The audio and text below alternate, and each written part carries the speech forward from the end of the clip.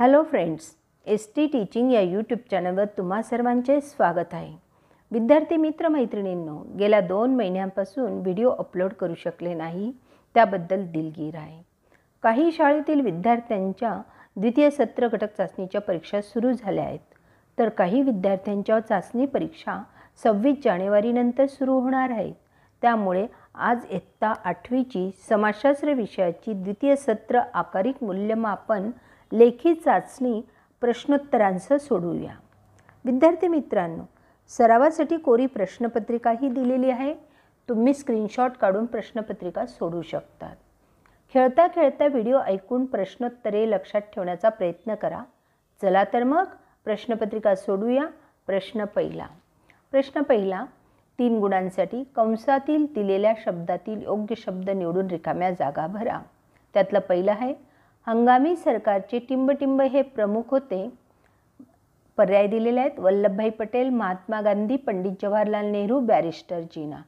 उत्तर आहे पंडित जवाहरलाल नेहरू। हंगामी सरकारचे पंडित जवाहरलाल नेहरू हे प्रमुख होते। दुसरं, छोडो भारत ठराव राष्ट्रीय सभेच्या टिंबटिंब अधिवेशनात बहुमताने मंजूर झाला। पर्याय दिलेले आहेत, वर्धा, नागपूर, मुंबई, सातारा। उत्तर आहे मुंबई। छोडो भारत ठराव राष्ट्रीय सभेच्या मुंबई अधिवेशनात बहुमताने मंजूर झाला। पुढचा आहे, राज्यपालांची नियुक्ती टिंबटिंब होते। मुख्यमंत्र्यांकडून, प्रधानमंत्र्यांकडून, राष्ट्रपतींकडून, सरन्यायाधीशांकडून। उत्तर आहे राष्ट्रपतींकडून। राज्यपालांची नियुक्ती राष्ट्रपतींकडून होते। पुढचा प्रश्न दुसरा, पुढील प्रश्नांची एका वाक्यात उत्तरे लिहा 3 गुणांसाठी। त्यातला पहिला आहे, डॉक्टर आंबेडकरांनी आपल्या अनुयायांना कोणता संदेश दिला? उत्तर लिहायचे, डॉक्टर आंबेडकरांनी शिका, संघटित व्हा व संघर्ष करा हा संदेश दिला। पुढचे आहे, क्रांतिकारी संघटनांचे जाळे बंगालबाहेर कोणी व कोठे विस्तारले? उत्तर आहे, रासबिहारी बोस आणि सचिंद्रनाथ सन्याल यांनी क्रांतिकारी संघटनांचे जाळे पंजाब, उत्तर प्रदेश व दिल्ली या भागात विस्तारले। पुढचा प्रश्न आहे, वर्धा येथे भरलेल्या राष्ट्रीय सभेच्या कार्यकारिणीने कोणता ठराव संमत केला? उत्तर, भारतातील ब्रिटिश सत्ता ताबडतोब संपुष्टात आणून भारताला स्वातंत्र्य देण्याची मागणी करणारा ठराव संमत केला। प्रश्न तिसरा आहे, पुढील विधाने कारण स्पष्ट करा। फक्त एक लिहायचे 2 गुणांसाठी। संविधानाने भारताचे न्यायमंडळ स्वतंत्र ठेवले आहे। आणि दुसरा आहे, पहिल्या गोलमेज परिषदेतील चर्चा निष्फळ ठरली। पहिल्या प्रश्नाचं उत्तर लिहूया, न्यायदानाचे काम कोणाच्याही दबावाखाली होऊ नये।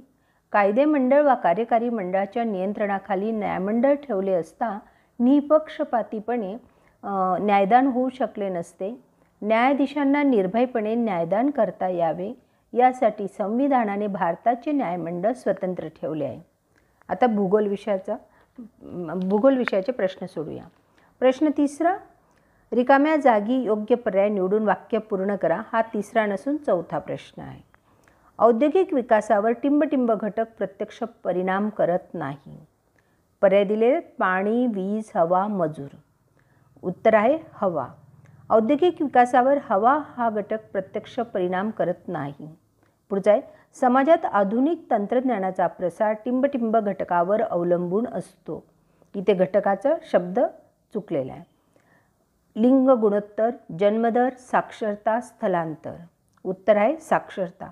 समाजात आधुनिक तंत्रज्ञानाचा प्रसार साक्षरता घटकावर अवलंबून असतो।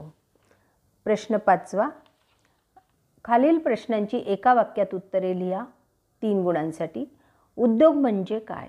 उद्योग म्हणजे कच्च्या मालाचे पक्क्या मालात रूपांतर करणे, असंही लिहिलं तरी चालेल। आणि पुढे तुम्ही अजूनही जोडू शकता, उत्पादकांचा व व्यवसायांचा समूह म्हणजे उद्योग।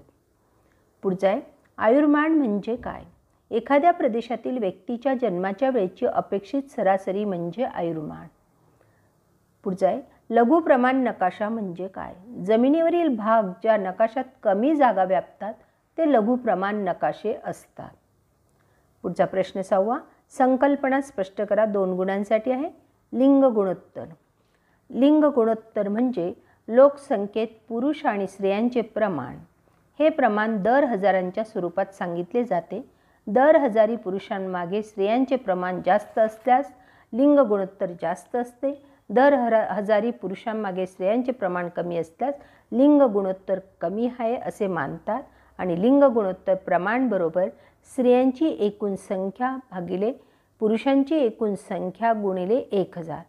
तर अशा पद्धतीनेही लिहू शकतात आणि हेच उत्तर तुम्ही थोडक्यात लिहायचं असेल तर या पद्धतीनेही लिहू शकतात. लोकसंख्येतील स्त्रियांचे पुरुषांच्या तुलनेत असलेले प्रमाण हे दर हजारी या स्वरूपात सांगितले जाते. उदाहरणार्थ पंजाबचे लिंग गुणोत्तर हजारी 890 आहे तर केरळचे लिंग गुणोत्तर 1084 आहे. अशा पद्धतीने पण तुम्ही लिहू शकतात हे उत्तर.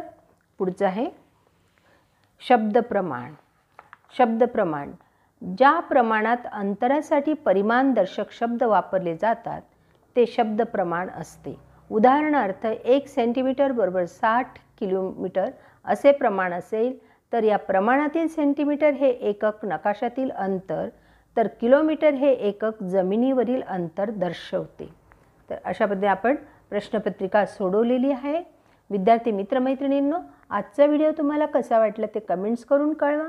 अभ्यासाविषयी तुमची काही शंका असेल तर कमेंट्समध्ये लिहून कळवा.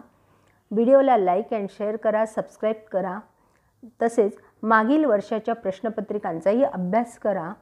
वाचनाने माणूस समृद्ध होत असतो. विद्यार्थी व पालकांसाठी संस्कृतीचं लेणं हे पुस्तक नुकतेच प्रकाशित झाले आहे. ते तुम्ही दिलेल्या मोबाईल क्रमांकावर संपर्क साधून मागवू शकतात. धन्यवाद. Best of luck and thanks for watching video.